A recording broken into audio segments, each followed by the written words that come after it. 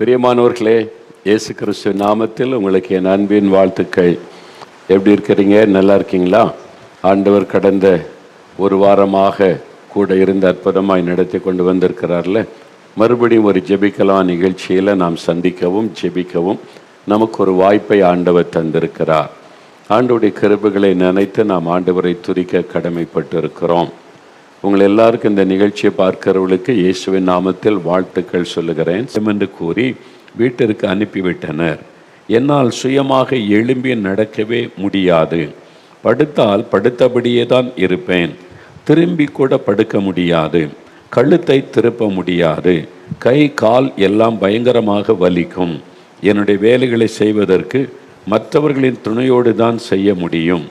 ஒரு மாத காலமாக படுக்கையில் இருந்து கஷ்டப்பட்டு கொண்டிருந்தேன். இது ஒரு வருஷம் ஆகும் நார்மலாக கொஞ்சமாக மாறுவதுன்னு டாக்டர் சொல்லிட்டாங்க. இப்போ என்ன நடந்தது பாருங்கள். இந்த சூழ்நிலையில் 2022ஆம் வருடம் ஜூலை மாதத்தில் அற்புத பெருவிழா நேரலை ஜெபத்தை நான் பார்த்து கொண்டிருந்தேன். அப்பொழுது நீங்கள் உங்களுடைய பாவங்களை எல்லாம் ஆண்டவரிடத்தில் அறிக்கை செய்து ஜெபியுங்கள் என்று கூறும்போது நான் என்னை முழுவதுமாக இயேசுக்கு அர்ப்பணித்து என் பாவங்களை அறிக்கையிட்டு ஜெபித்தேன். அந்த நேரத்தில் நீங்கள் ஜெயசீலன் என்று என் பெயரை அழைத்து உங்களுடைய மரண கட்டுகளிலிருந்து இப்பொழுதே விடுதலை பெறுகிறீர்கள் என்று கூறினீர்கள். பெரிய ஆச்சரியம். படுத்திருந்த என் மீது ஒரு பிரசன்னம் இறங்குவதை என்னால் உணர முடிந்தது. உடனே மற்றவர்களின் துணையின்றி நானாகவே எழும்பி உட்கார்ந்து விட்டேன். நடக்கவும் ஆரம்பித்தேன். கை கால் வலி எதுவுமே இல்லாமல் போய்விட்டது.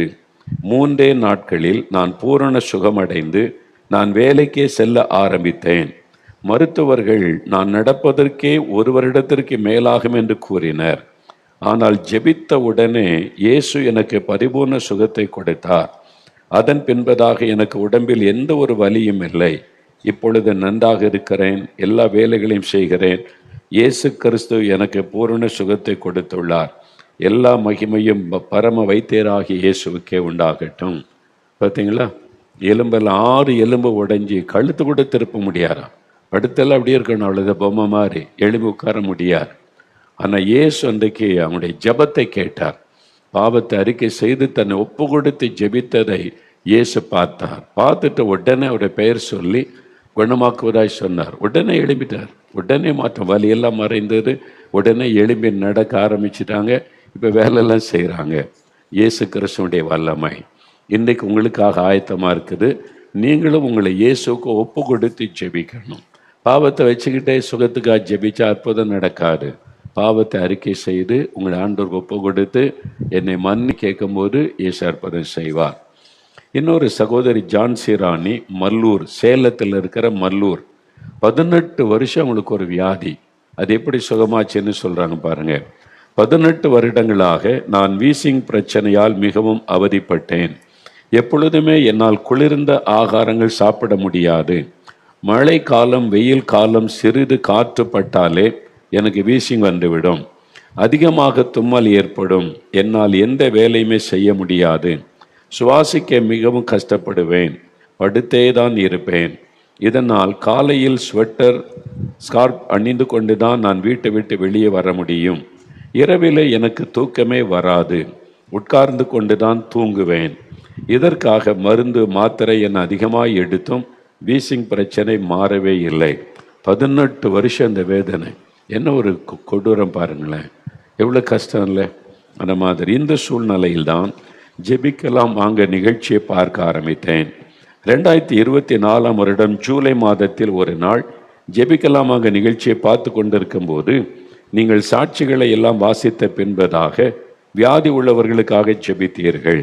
அப்பொழுது நானும் தலையில் கைகளை வைத்து ஜெபித்து கொண்டிருந்தேன்.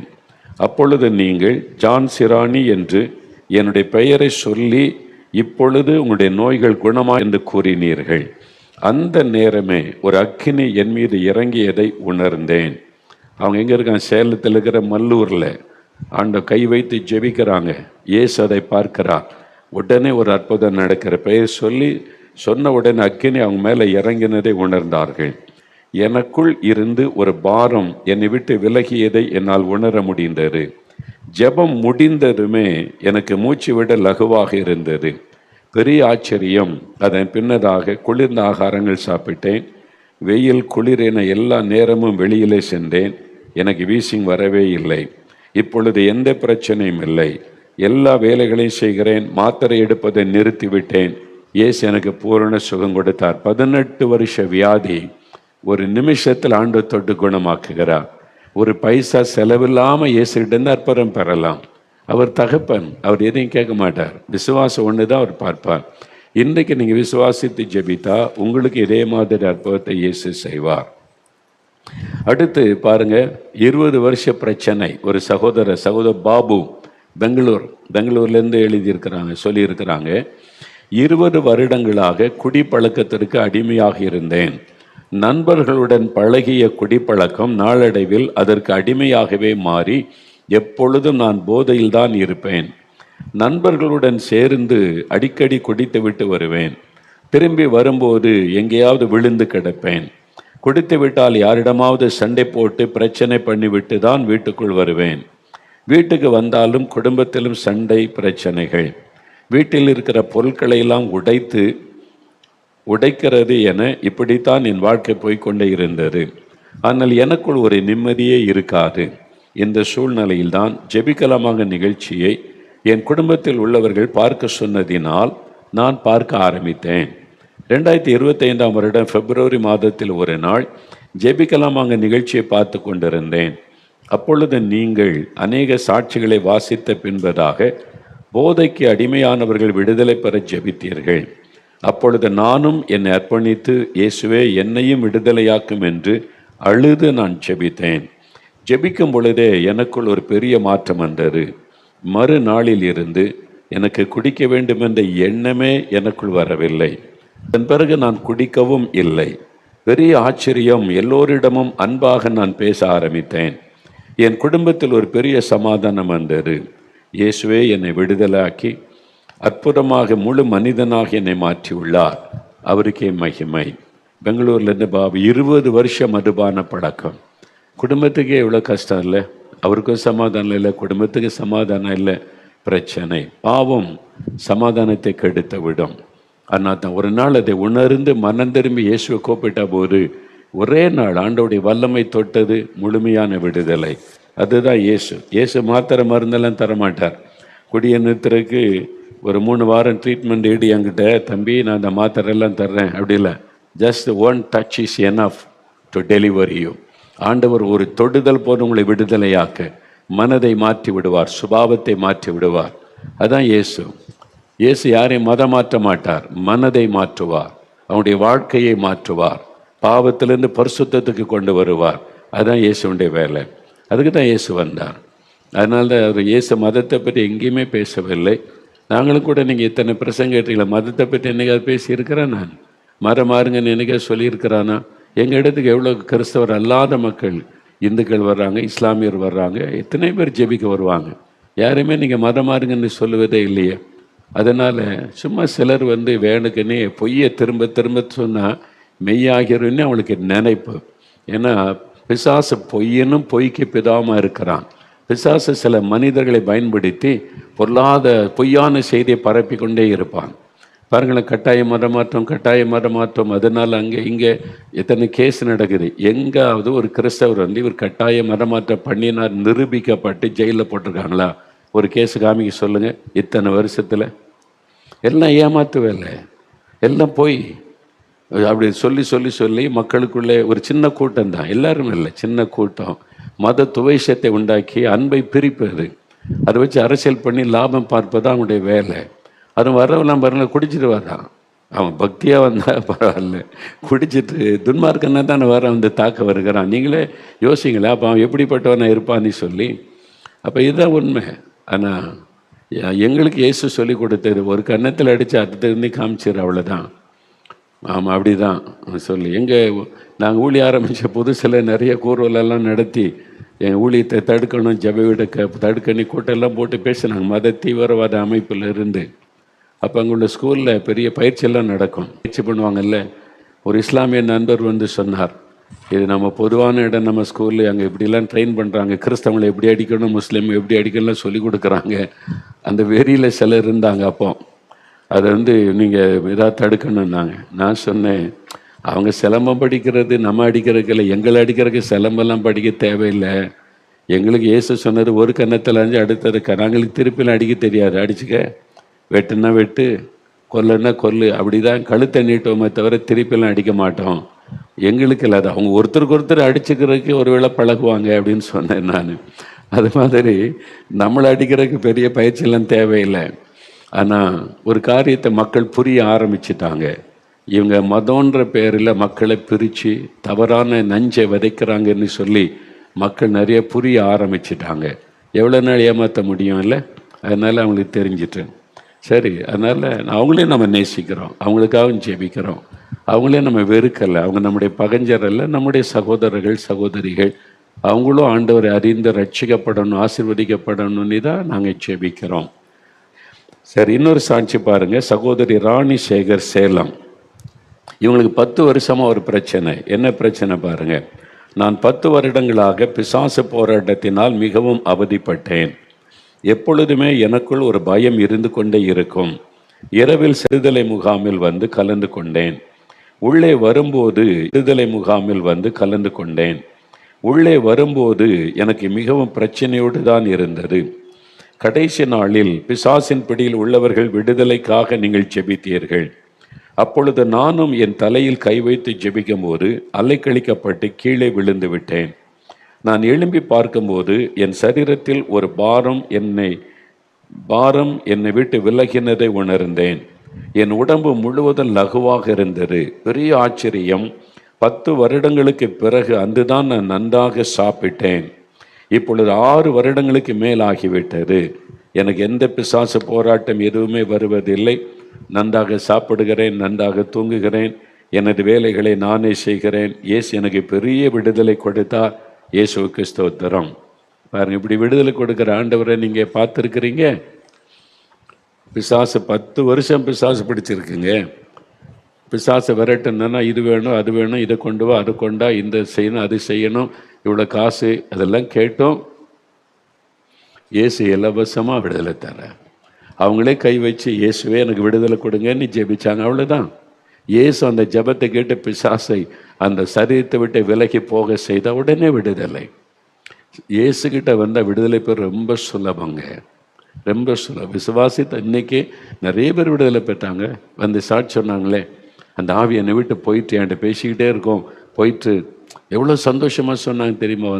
அவ்வளோதான். இயேசுகிட்ட வந்தாக்கி அவர் அதை கொடு இதை கொடு அது கேட்க மாட்டார். இங்கே வா அங்கே வா சொல்ல மாட்டார். இருக்கு நீ அந்த இயேசுகிட்ட போகணும். அங்கே ஒரு இயேசு இருக்கிறாரு, அந்த இயேசுகிட்ட போனால் அவனுக்கு சரியாயிரும். இந்த பட்டணத்தில் ஒரு இயேசு இருக்கிறாரு, அங்கே போனால் இது சரியாகும். அப்படிலாம் கிடையாது. ஒரே இயேசு எங்கே வியாபித்து இருக்கிறவர். அந்த இயேசுவின் பேரை சொன்னால பிசாசு ஓடும். அவ்வளோதான். நீங்கள் அந்த மாதிரி ஆண்டவர் யார் என்பதை நீங்களே கண்டுபிடிங்க. இவங்களுக்கு அற்புதம் செய்த ஆண்டவர் உங்களுக்கு செய்வார். சரி, இப்போ 2 சாட்சிகளை வீடியோவில் பார்க்க போகிறீங்க. ஒன்று சகோதரர் விக்டர் ராஜ், பேச்சிப்பாறை, கன்னியாகுமரியில் பேச்சிப்பாறைன்னு ஒரு இடம் இருக்குது. அங்கிருந்து விக்டர் ராஜ் 45 வருஷம் அவருக்கு ஒரு பிரச்சனை. அதிலிருந்து எப்படி அவருக்கு ஒரு அற்புதம் நடந்தது என்பதை இப்போ அவரே சொல்கிறார். 45 வருஷம் யோசித்து பாருங்க. 45 வருஷம் குடி, மனைவி அடிக்கிறது, பிள்ளைகளை அடிக்கிறது. அவங்க எவ்வளோ பொறுமையாக இருந்திருக்காங்கல்ல. 45 வருஷம் அடி வாங்கிக்கிட்டு இன்றைக்கி ஒரு திட்டுனாலே தாங்காமல் டைவர்ஷன் போயிடுறாங்க. இவரோட வாழ முடியாது, உடனே விவாகரத்து அப்படின்னு. பெற்றோரும் உடனே வந்துடு, உனக்கு வேறு கல்யாணம் பண்ணிடுறோம் அப்படின்னு. 45 வருஷம் அடித்தாலும் பிடித்தாலும் ஒரு இருக்கிற பொருளெல்லாம் கொண்டு விற்றாலும் அவ்வளோ பொறுமையாக இருந்து ஜெபித்த ஜெபத்தினுடைய பலன் இன்றைக்கி அவர் ரட்சிக்கப்பட்டு அவர் மூலமாக குடும்பத்தில் சமாதானம், பரலோகமே சந்தோஷப்படுகிற அந்த ஆசீர்வாதம் அந்த வீட்டுக்குள்ள வந்திருக்குல்ல. இயேசுவால் தான் அதை செய்ய முடியும்.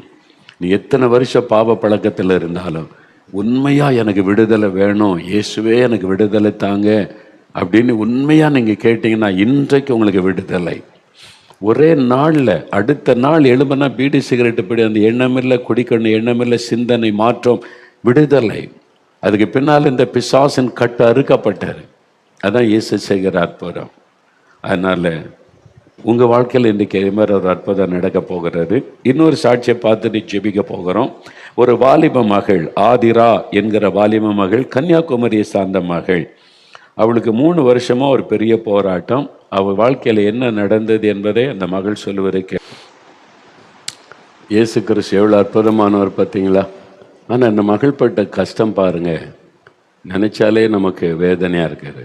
ஸ்கூலில் படிக்கிற இளம் வயசில் பிசாசு, பில்லிசூனிய, மந்திரவாதம் நிறைய பெருகிவிட்டது. இப்போ யார் மந்திரவாதம் பண்ணுறாங்களோ அவங்க சபிக்கப்பட்டு போயிடுவாங்க. சாபம் அந்த குடும்பத்தையே பாதிக்கும். இப்படி எத்தனை பிள்ளைகளுடைய வாழ்க்கையை பாழாக்குறாங்க. அந்த ஒரு பிசாசு கிரியை. அந்த மகளை பாருங்கள், பிசாசு பிடித்த பெண்ணு சொல்கிறாங்க, ஸ்கூலில் பைத்தியம் பிடிச்சவன்னு சொல்லியிருக்காங்க. மனதை எவ்வளோ பாதிக்க. தினமும் தற்கொலைக்கு முயற்சினா எவ்வளோ கஷ்டம் பெற்றோருக்கே இல்லை, என்ன நடந்துருமோன்னு. ஆனால் இயேசு இயேசு இயேசு அற்புதமான ஒரு ஆண்டவர். அந்த பெயரே ஒரு அற்புதம். அந்த பெயரை சொல்லி பாருங்களேன்.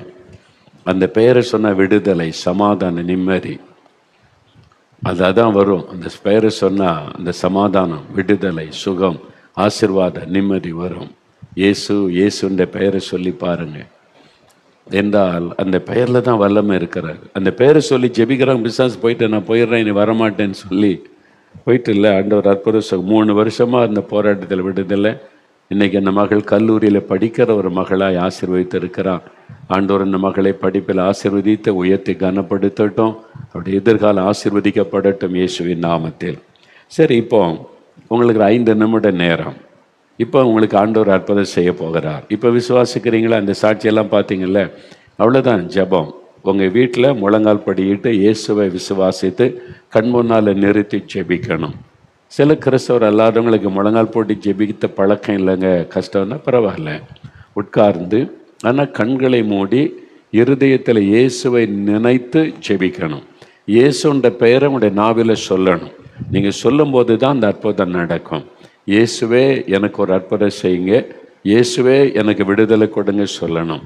ஒருவேளை பாவம் உங்களுடைய வாழ்க்கையை ஆட்கொண்டு இருந்தால் பாவத்தை அறிக்கை செய்து ஜெபிக்கணும். இந்த மதுபான பழக்கத்தை மன்னியும், நான் இந்த போதை வசுக்கு அடிமை ஆயிட்டேன், என் மனைவியெல்லாம் நான் அடித்து கொடுமைப்படுத்தி இருக்கிறேன், பிள்ளைகளை அடிச்சிருக்கிறேன், மன்னிச்சிருங்கப்பா, இயேசுவே எனக்கு மன்னித்து எனக்கு விடுதலை கொடுங்கன்னு கேட்கணும். பாவத்தை அறிக்கை செய்து இயேசுகிட்ட ஜெபிக்கும் போது அவர் பாவத்தை மன்னித்து சுகம் விடுதலை தருவார். இப்போ எனக்கு ஒரு விடுதலை வேணும்னா இதயத்தில் கை வைங்க. மதுபான பழக்கம், புகைப்பிடிக்கிற பழக்கம், சூதாடுகிற பழக்கம், ரம்மி விளையாடுகிற பழக்கம், செல்ஃபோன் அடிமைத்தனம், இதயத்தில் கை வைத்து எனக்கு விடுதலை வேணும், இயேசுவே விடுதலை தாங்கன்னு கேளுங்க. வியாதி உள்ளவங்க வியாதி உள்ள இடத்துல கை வைங்க. பிசாசு பிடிச்சிருக்கு, கஷ்டப்படுறாங்கன்னா பெற்றோர் பக்கத்தில் இருக்கவங்க தலையில் கை வைத்து விசுவாசிங்க. தைரியமாக இயேசுன்ற பெயரை சொல்லுங்கள். இயேசுவின் நாமத்தில் இந்த பிசாசு விலகட்டும், இயேசுவின் நாமத்தில் துரத்துகிறோன்னு சொல்லுங்க. போகிறோம் பாருங்கள், பெற்றோர் தான் ஜெபிச்சாங்க. 3 வருஷமாக அந்த பிசாசு ஓடிட்டுல. அப்போ காரியம் என்னன்னா இயேசு தான். அங்கே நீ இயேசு தான் முக்கியம், ஊழியக்காரன் அல்ல, மனிதன் அல்ல, இயேசு இயேசு இயேசு அந்த பெயரை சொன்னாலே போதும். அதனால நீங்களே ஜெபிக்கலாம். வீட்டில் இப்போ ஜெபம் பண்ணுங்க, இயேசுவின் நாமத்தை சொல்லுங்க. 5 நிமிடம் ஜெபிக்கிற நேரம். வியாதி உள்ள இடத்துல கை வைங்க, குழந்தைகள் மேலே கை வைங்க, அல்லது படுக்கையில் இருக்கிறவங்க மேலே கை வைங்க, ஆஸ்பத்திரியில் யாரையும் வச்சுருக்கீங்களோ அவங்க மேலே கை வைத்து இயேசுவே தொடும், இயேசுவே குணமாக்கும், இயேசுவின் நாமத்தில் சுகமுண்டாகட்டும் அப்படி சொல்லி ஜெபிங்க. அப்படியே ஜெபம் பண்ணுங்க. இயேசுவே நாங்கள் உம்மை துதிக்கிறோம், இந்த சாட்சிகளுக்காக ஸ்தோத்திரம், இத்தனை பேருக்கு அற்புதம் செய்தீரே நாங்கள் உம்மை துதிக்கிறோம். இப்பொழுதும் இந்த பிள்ளைகள் ஜெபிக்கிறாங்க. ஜெபிங்க. இயேசுவே என்னை தொடும், இந்த மதுபான பழக்கத்திலிருந்து விடுதலை தாரும், இந்த போதை வஸ்துகளிலிருந்து விடுதலை தாரும்.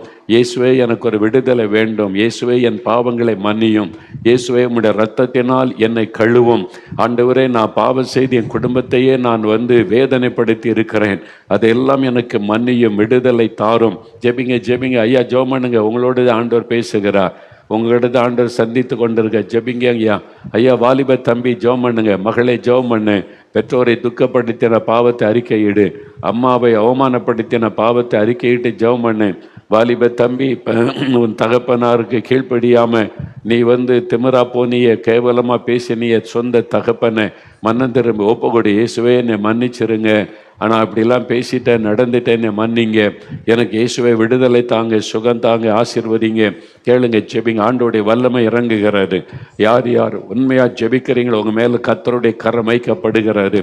ஆத்தரைட்டிஸ், இந்த ஜாயிண்ட் பெயின், முடக்கு வாதம் இயேசுவின் நாமத்தில் விலகுகிறது. எலும்புகள் இருக்கிற வலிகள் மறைகிறது இயேசுவின் நாமத்தில். படுக்கையில் இருக்கிறவங்க எழும்புங்க இயேசுவின் நாமத்தில். ஆண்டவருடைய வல்லமை தொடுகிறது. எலும்பின் நடங்கை பொழுதே விடுதலை பெறுகிறீர்கள். குழந்தைக்கு சுகம் உண்டாகிறது இயேசுவின் நாமத்தில். குழந்தையினுடைய சரித்துள்ள கட்டி மறைகிறது. விடுதலை சுகம் இயேசுவின் நாமத்தில். நீங்கள் ஜெபிக்க ஜெபிக்க விடுதலை. இயேசுவை தொடும், இயேசுவை குணமாக்கும், இயேசுவை விடுதலை தாரும். சொல்லுங்க, இயேசு கிறிஸ்துவின் நாமத்தில் சுகம் உண்டாகட்டும், இயேசு கிறிஸ்துவின் நாமத்தில் விடுதலை உண்டாகட்டும், இயேசு கிறிஸ்துவின் நாமத்தில் பிசாசை வீட்டை விட்டை துரத்துகிறோம், இயேசு கிறிஸ்துவின் நாமத்தில் வதியும். சொல்றீங்க, ஆண்டவர் தொட்டு விட்டார். இப்போ அப்படியே வலதுகரம் வைத்துங்க. இயேசுவே ஸ்தோத்திரம், என்னுடைய ஜபத்தை கேட்டீர், என்னை தொட்டு விட்டீர், உமக்கு ஸ்தோத்திரம். விடுதலை தந்து விட்டீர், ஸ்தோத்திரம். சுகம் தந்து விட்டீர், ஸ்தோத்திரம். இயேசுவே ஸ்தோத்திரம் சொல்லுங்க. வாய்த்தரன், இயேசுவே உமக்கு ஸ்தோத்திரம், ஸ்தோத்திரம், ஸ்தோத்திரம். ஆண்டவர் இயேசுடைய நாம மகிமைப்படட்டு. அநேக தொடப்பட்டீங்க, விடுதலை பெற்றுட்டீங்க. இயேசுவே உமக்கு நாங்கள் நன்றி சொல்லுகிறோம், நன்றி சொல்லுகிறோம். இயேசு கிறிஸ்துவின் நாமத்தில் ஜெபிக்கிறோம் பிதாவே. ஆமேன், ஆமேன். சரி, இப்போ உட்காருங்க. ஆண்டவர் அற்புதம் செய்துட்டாரு. உங்களுடைய ஜெபம் கேட்கப்பட்டது. ஆண்டவருக்கு ஸ்தோத்திரம் சொல்லுங்க. நிறைய பேர் உடனே ஒரு விடுதலை உணர்றீங்க. இப்பவே ஒரு மாற்றம் உங்களுக்குள் உண்டானதை உங்களால் உணர முடிகிறது. ஆவி வெளியேறி போனதை உணர முடிகிறது. பயம் விலகி போனதை உணர முடிகிறது. ஒரு மாற்றம். இயேசுவுக்கு ஸ்தோத்திரம் சொல்லுங்க. எழும்பி உட்காருங்க. கர்த்தர் உங்களுக்கு அற்புதம்